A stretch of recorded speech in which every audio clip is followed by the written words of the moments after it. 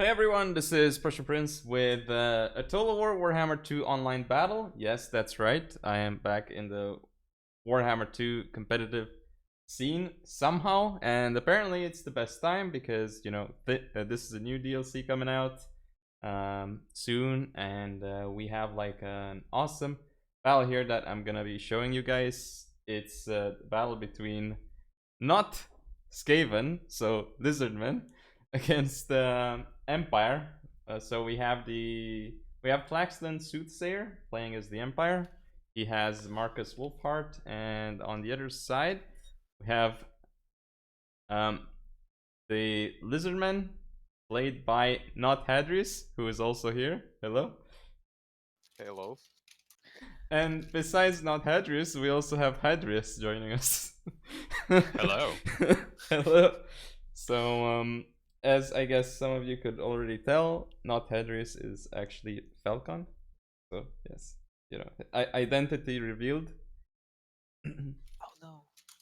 Yeah. So yeah, this is Hunter and the Beast DLC online battle between two awesome players, Falcon and Soothsayer. You know, so this should be a really fun one. We'll see if it's actually as good as Falcon claims, because he said it's a.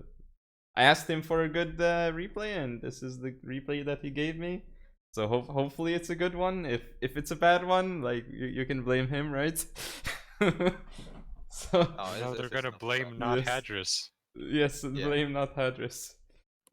Alright, so let's see. I'm gonna go over the Lizardman army. I was gonna say Skaven again.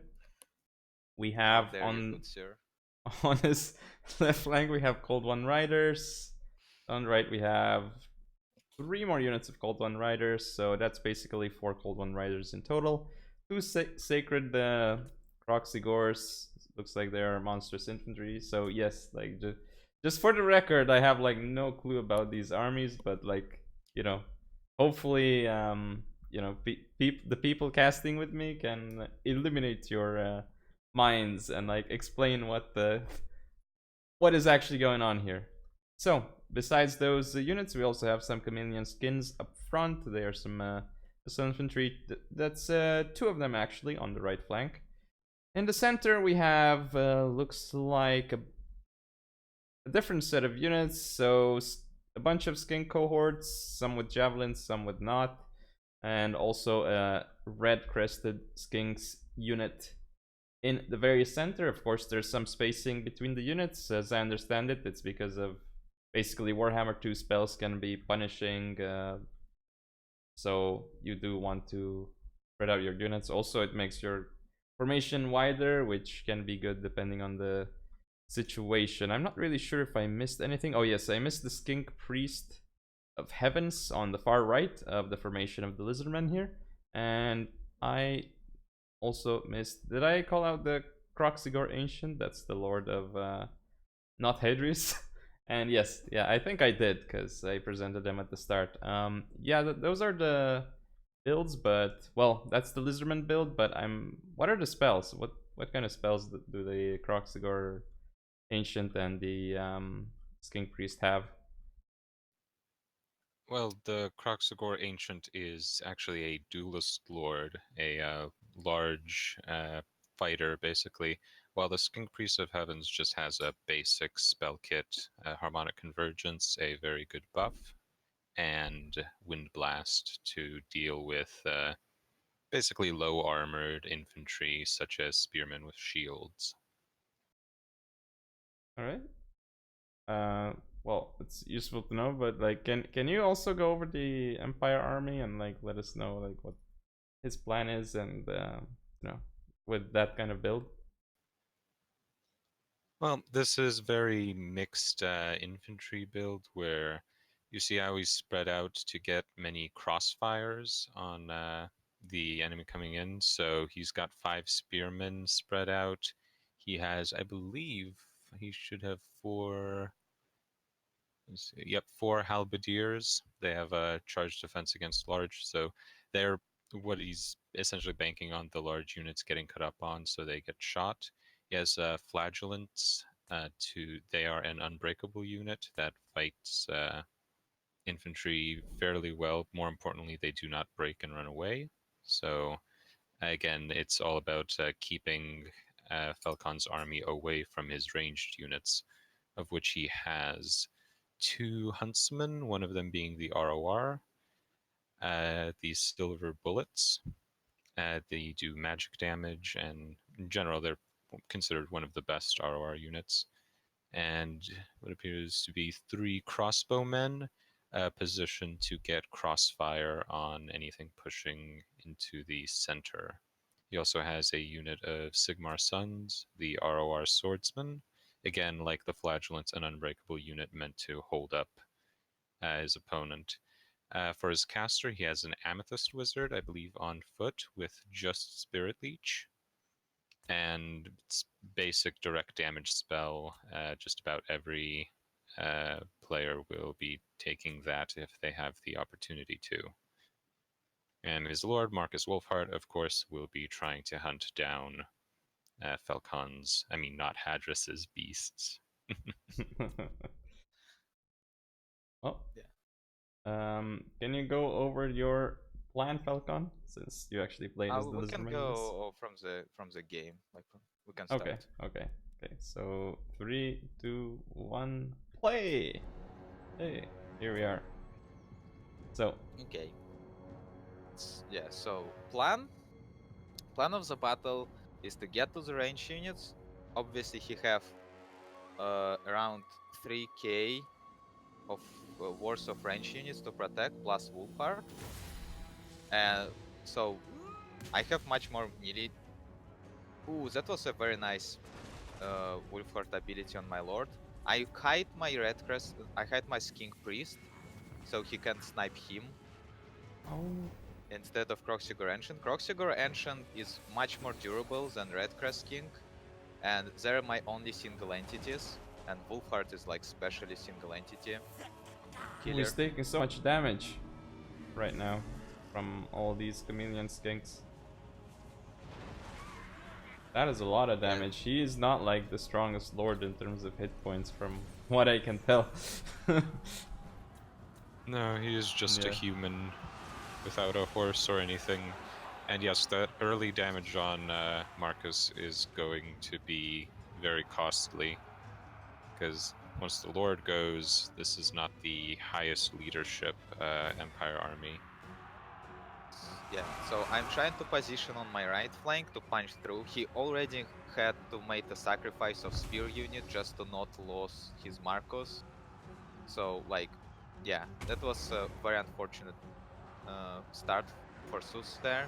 Wind Blast goes on Alberts, and to counteract like 1-2 punch, Wind Blast plus Cold One charge, he netted it with ability Hunter Snare. It's short duration, but it's AoE, so everybody stopped, and now they're taking damage from Halberds. Very good play from Sus there. But you slipped the Pak-Ho-Pak cohort into his crossbowmen. So now they're getting on by the halberdiers, and your lord is chasing Markus, who I believe he can be catching. Yeah, so Ancient Kroxigor with bonus against infantry hunting down the hunter. Markus Wulfhart tried to get away and shooting in the process. That's like the most intense chase I ever saw. Like, yeah, one of them in Warhammer. It's very fun. They're both very low as well, like 700 HP on Markus and like 1000 on Kroxigor Ancient, so I'm very interested to see how that one's gonna pan out over there.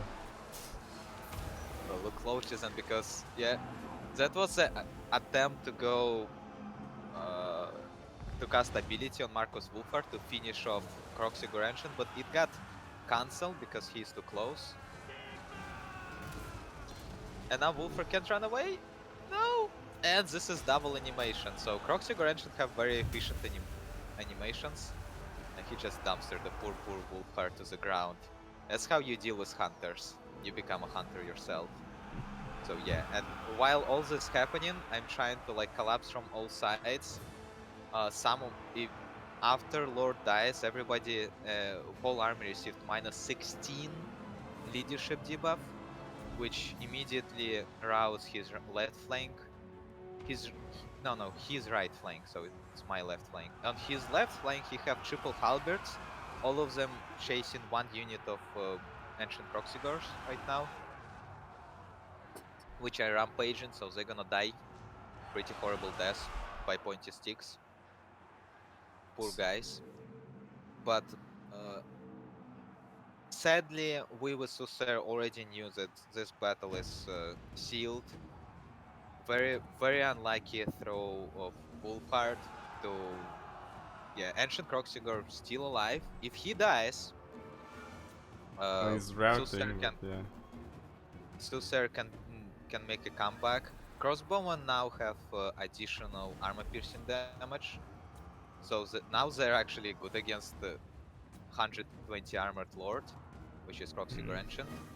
He started getting the Croxigor Ancient, and also there's some handgunners who actually just came back. Maybe they can actually target the Croxigor as well. I'm not sure if Soothsayer is noticing that his handgunners are back, actually.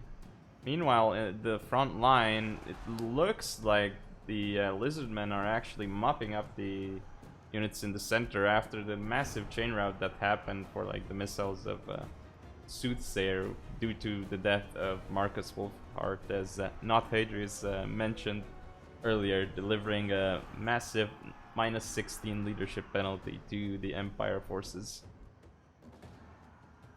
Yeah, the Empire starting to come back because now the leadership penalty is -10.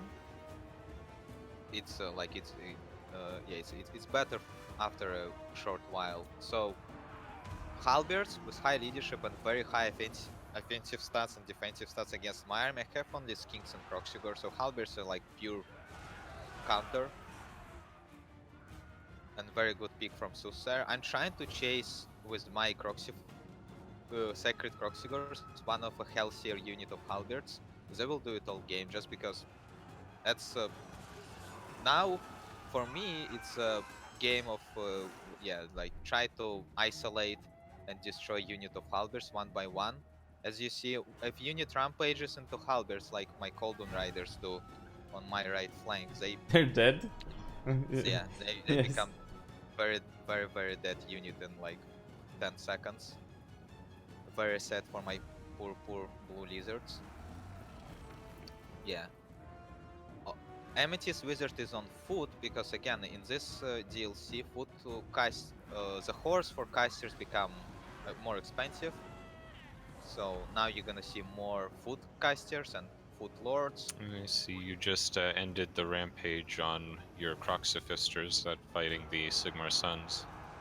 Yeah, specifically because they are unbreakable. And as I said, I tried to isolate targets. The Bounce of Power was very grim to me because Croxigor Ancient did broke. Same with unit of Sealer Bullies that like I'm not sure did they actually shoot him, but they did inflict a penalty, like being attacked by missile fire on Croxigor Ancient and he routed. Healthier unit of halberds finally chased away from a battlefield and swinging Balance of Fire more in my favor. Looks like there's some Sigmar Sons staying around. I think they've been staying around here for a while. Maybe like, well, Soothsayer probably just gave up at this point though. I'm pretty sure he already said GG. Yes. So yeah, as I said, it's more or less for your over after I get to his backline and his lord died. If Wulfhart would have survived even on, I don't know, like 10 HP, even if he would have routed, the fact that he is not dead and Empire troops would not have received -16 leadership debuff like across whole line. His left flank, I mean my left flank and his right flank would have survived, and I think it would have been a loss for poor Lizardman. Yeah, well, that definitely changed the outcome. Yeah.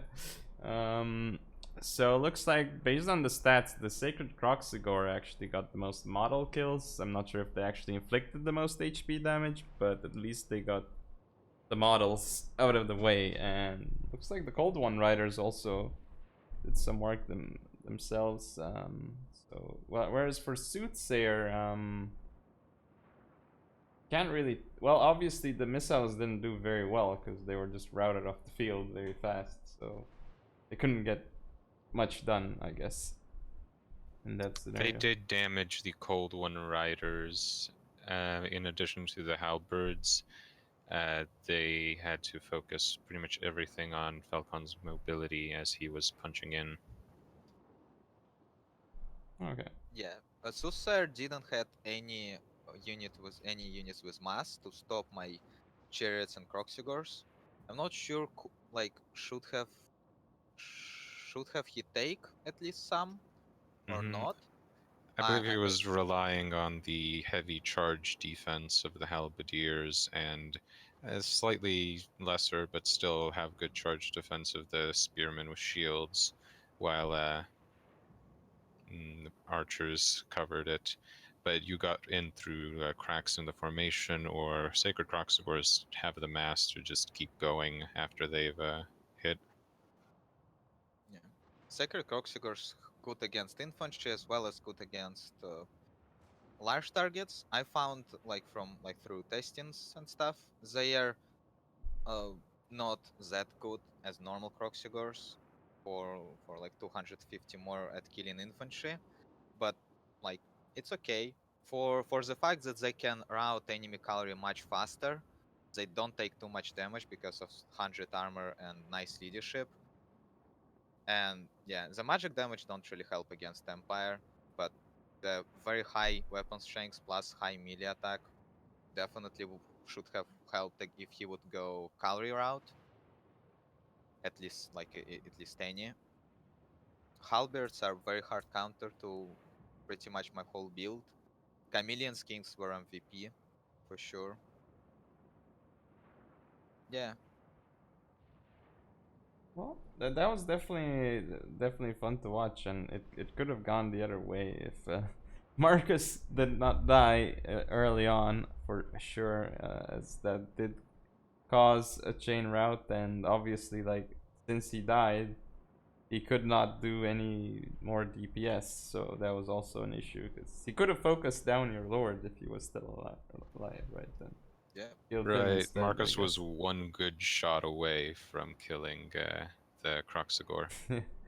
So that it's definitely very close, you know, despite the fact that you have like almost half your army at the end, and you know, like you only lost slightly over half your army. It was much closer than you know, this stats show, although it is a fair victory. So yeah, anyway, this was actually a lot of fun to cast and watch, so thank you guys for casting this with me and like explaining things about like this battle, and yeah, hopefully get to see more Falcon and Soothsayer replays, because pretty good, and a learning experience for me and hopefully for you guys as well. Anyway, thanks all for watching, and also do check out Falcon on YouTube and Twitch. I know he has a Twitch. I think he has a YouTube as well. I will leave the links in the description. Do you have like a YouTube or a Twitch, Hadriz? Oh, I don't not know. at the moment, but Okay. you can always find me hanging around the Warhammer Discords. Should anyone need to chat, practice, or theorycraft. Right. So yeah, then I am just going to leave the links to not Hadriz, aka Falcon, in description. Again, thanks guys for casting, and I'll see everyone in the next Warhammer 2 online battle.